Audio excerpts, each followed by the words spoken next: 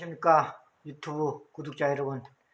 오늘은 제가 2003년도에 무료급식소를 대전 광역시 동구에서 운영을 하면서 보니까 대전 광역시 서구 도마동이 또 제일 빈촌이더라고요. 그래서 제가 서구 도마동에 무료급식소 제2의 두 번째를 운영하게 되었습니다. 근데 이 무료급식소로 서구에서는 1년 정도밖에 못했습니다. 왜냐면 두 군데를 운영하는 것도 쉽지 않았지만은 우선 봉사자가 없더라고요. 이 봉사자가 여러 군데한테 요청을 했는데도 불구하고 선뜻 나서는 사람들이 없더라고요. 물론 무료급식소가 열악한 것도 있겠지만 문의는 가끔 오시더라고. 근데 정부 지원을 받습니까? 이런 문의를 하길래 우린 정부 지원을 받지 않습니다. 그랬더니 예 하고서 끊는 그런 전화 몇 통화를 받았습니다. 1년 동안을 하면서 재미있는 에피소드를 제가 한번 이야기해 볼까 합니다. 물론 무료급식소를 지원받지 않고 하나도 힘든데 두 개를 운영한다는 것은 무리이긴 무리지요. 근데 이것도 처음에는 봉사자 몇 명 있을 때는 또 재밌고 좋더라고요. 근데 왜 못했느냐, 이게 참 하루 이틀 봉사를 한다는 건 쉽습니다. 그렇지만 이걸 지속적으로 계속 그걸 한다는 것은 이 봉사자들께서도 힘이 들었는지 며칠 오다가 다 그만두시더라고. 그렇다고 제가 혼자 두 군데를 다 뛸 수 있는 건 아니었고, 그래서 참 안타깝게 문을 닫았습니다. 이 무료급식소 2003년도 5월 15일 목요일 날 2시에 개소식을 했더라고요. 제가 이따가 좀 사진 한 장 보여드리겠습니다. 거기에 이렇게 현수막을 쭉 하단에 보니까 날짜가 이렇게 뚝뚝 찍혀 있더라고요. 그래서 이따 사진 한 장 보내드리겠습니다. 그래서 아쉬움을 둔 채로 접었습니다. 근데 이때 개소식을 하게 된 그 과정에 이제 이런 행사가 있으니 이제 이렇게 공지를 하지 않습니까? 근데 대전 광역시에 여러 군데 보냈는데 초청 인사가 한 명도 안 오셨더라고. 그래서 참 그렇게 개소식을 하는 과정에 배재대학교 총장께서 오셨다고 하더라고요. 그래서 그분은 공문도 안 보내서 어찌 오셨나 했는데 어찌 소문을 듣고 오셔갖고 축사를 하고 왔습니다. 근데 이분이 오시더니 축사도 간단히 하시면서 배식도 하시고 가시고 또 식판도 나르고 가시고 그랬습니다. 그래서 참 대단하시다 이렇게 생각을 하고 있는데 그 축사 과정에 끝부분에 그런 말 하시더라고. 저도 90 노무부 자기 그러니까 당시 배재 총장님이시죠. 그 당시 총장님이 정순 총장님이시던 전 배재대학교 총장님이 어느 분이신지 잘 몰랐습니다. 근데 그날 총장님이 나중에 축사고 딱 봤더니 이름을 여쭤봤더니 정순 총장님이시더라고요. 그래서 그때 제가 기억이 납니다. 그리고 그때 짧게 인연이 또 끝났습니다. 그리고 그거로 어찌든지 잘 모르겠습니다. 근데 한간에 들리는 소문에 의하면 총장까지 하시고 외국에 한글 학교를 만들어서 갔다는 얘기도 있고, 뭐 어쨌든 그 배재대학교 정선 총장께서는 한글에 굉장히 관심이 많았던 걸 저는 알고 있습니다. 그 관심이 제가 알고 있었는데 어느 날 잠깐 들리는 소문에 의하면 한국을 떠나서 외국에 한글 학교를 세워서 가 있다 이런 얘기를 들었는데 어쨌든 아쉬움이 있었습니다. 제가 왜 이 얘기를 하느냐, 물론 무료급식소를 하나도 어린애 두 개를 운영한다는 건 정말 상상도 못하지요. 그렇다 제가 명분이 있으면 명분이 없지 않습니까? 뭐 스님, 목사, 신부님들도 하기 어렵다는 것을 제가 종교의 지도자도 아닌데도 불구하고 두 가지 한다는 것은 욕심이었지요. 욕심도 어쨌든 내서 해보니까 한 1년 잘 끌어갔습니다. 근데 어쨌든 아쉬운 것이 봉사자 때문에 문을 닫았던 것이 아쉽지요. 왜냐면 그 당시에 대전 광역시라든지 청마다 봉사자가 8만 명, 10만 명, 15만 명 이렇게 자랑을 많이 하는데 정말 지원 요청을 하니까 한 명도 안 오는 거예요. 물론 관심이 좀 소홀하지 않았나 이런 것도 전 개인적으로 생각이 들었습니다.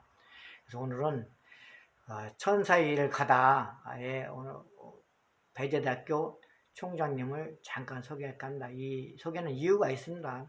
이분께서는 좀 전에도 말씀드렸지만 노부부를 모시고 있는데 거기에다가 장모님도 같이 모시고 살았다고 합니다. 그래서 같이 그러니까 어르신들을 모시고 사는 거죠. 본인을 낳아주신 어머님과 또 본인이 또 이제 모시고 있는 장모님 두 분을 모시고 살았는데 아침에 갈 때마다 하는 얘기가 있답니다. 어머님 오늘은 제발 다툼 하지 마시고, 다툼이란 뭡니까? 말다툼, 언성 높이면서 쉽게 해서 싸우지 말란 얘기겠죠. 그리고서 당부를 하고, 또 이쪽 방 가서 장모님 오늘은 제발 두 어머님, 그러니까 우리 어머님하고 장모님 싸우지 마시고 다툼도 하지 마시고 즐겁게 지내고 계세요 하면 알았어 빨리 다녀와 이런답니다. 그리고 갔다 오면은 두 분이 다 등을 돌리고 있다고 합니다.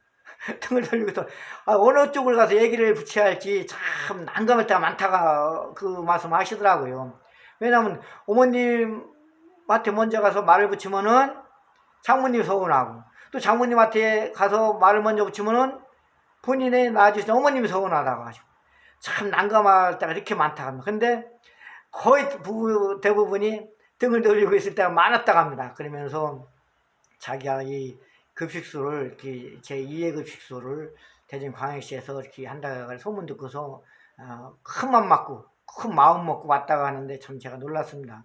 그런데 그 중장님께서 키도 크시고 성격도 좋으시고 약간 두 노인분들 장인 장모님을 모실 수 있는 그 마음의 소량이 돼 있더라고요.